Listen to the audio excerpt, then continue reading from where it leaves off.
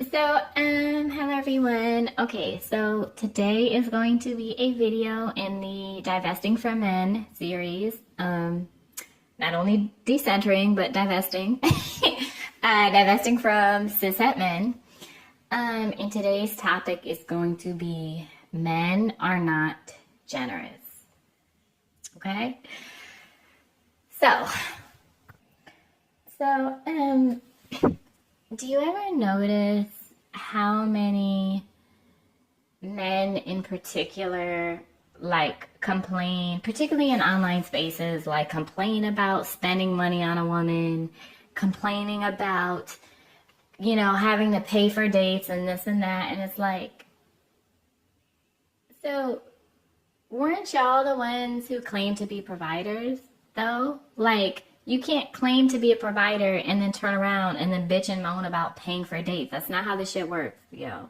Like, make it make sense. Like, for one. Okay, so my second point is the average salary for a man is like around $50,000 a year, right?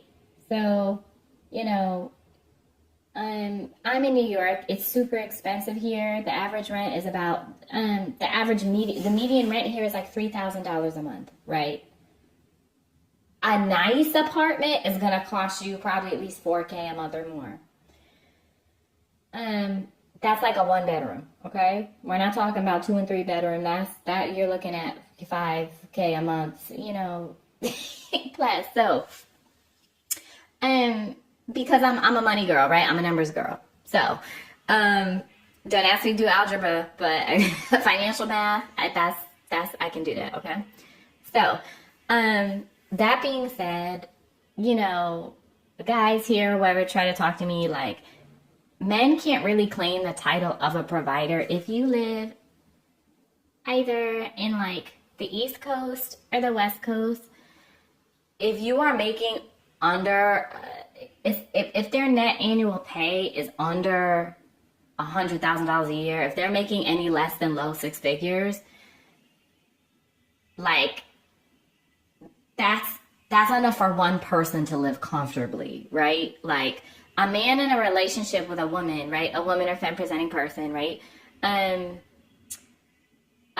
Like you, like financially, right? So if you were to crunch the numbers, right, in states like New York or California, you would have to be pulling at least 200 to 250K a year for her to not have to work in like, pay for all of the live in a decent area, right? Live in a not shitty area, have a car for the both of y'all, have health insurance for the both of y'all, pay that woman for staying home, right? All of the labor that she's doing inside the house. You would have to be making at least 200, 250K plus, right?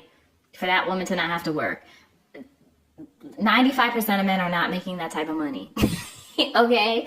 So like, they can't even claim to be a provider. They can be a micro provider. They can be a helper, right? But the reality is like most of them don't even make enough, right, to even be a full provider. Third point is that basically socialization, right, in the patriarchy. So like,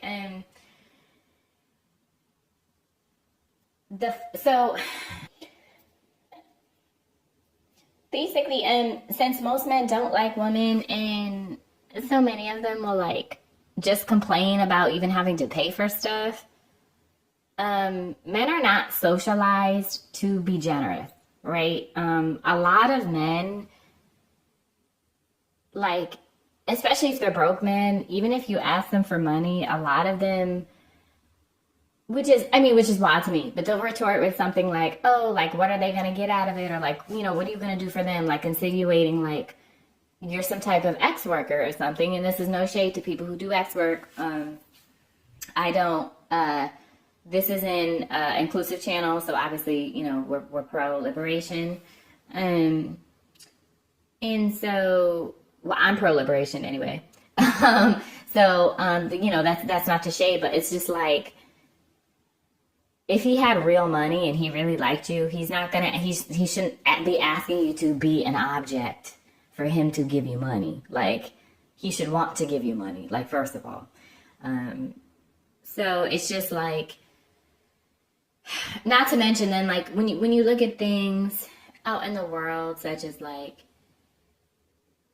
most people who give to charity, right, are overwhelmingly like women, right? People give to charity are overwhelmingly women. Honestly, like, for charitable causes or like even fundraisers online, the people who donate are overwhelmingly women, right? It's just so like, you know, coupled with like all of those things, like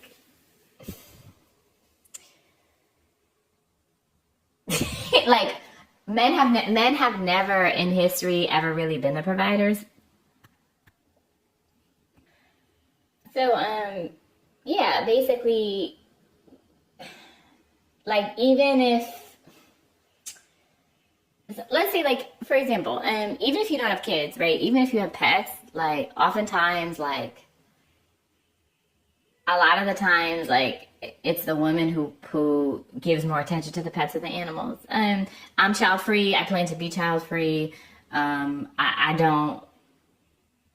Oh my gosh, I could do no. I just, the state of men and how they're socialized and how they are, like, basically, if you're, even if you were to be a parent, right, either through birth or through adoption, like, basically, like, if you were to be in a relationship with a man, like, he could basically leave at any time. So you kind of, like, even if you were to have a child, again, through birth or adoption, like, it's always like, you as a mom are always kind of, like, but yeah, like, there's always, like, you could always be a single mom, you know, and that's just not a risk I don't think I'm willing to take. And more, you know, more women and femmes are realizing that. So all that being said, like, my final point is that, you know, love yourself, take care of yourself, try to get as much money as possible, especially with this administration who doesn't give a shit about any of us, is actively making things harder for most of us, you know, like, especially for those of us who may not have come from economically privileged backgrounds. Most of the privilege that I have in this life is based on my looks. So